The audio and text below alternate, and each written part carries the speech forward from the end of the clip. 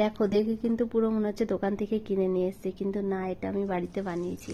চলো তোমাদেরও শেয়ার করি কিভাবে বানালাম। এই যে বাদামগুলো দেখছো, এগুলো দোকান থেকে কিনে নিয়ে এসেছি। এবার হাত দিয়ে ভালো করে গোটা গোটা থাকে তো তো সেটা আবার ছাড়িয়ে নিলাম।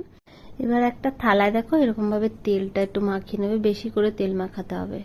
তারপরে গুড়টা এদিকে জাল হচ্ছে, এদিকে ঘি দিয়ে দেবো 2 চামচ মতন।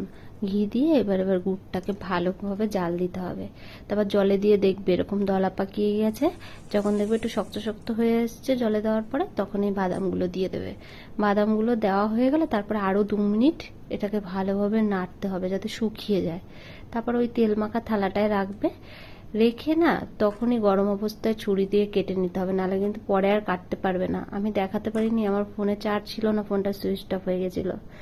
আর দেখতেই পাচ্ছ এগুলো কত সুন্দর হয়েছে দেখতে, আর ভীষণ ক্রিস্পি হয়েছে দেখো। আর ভিডিওটা কেমন লাগলো অবশ্যই কমেন্ট করে জানাবে। চলো টাটা, দেখা হবে নতুন একটা ভিডিওতে।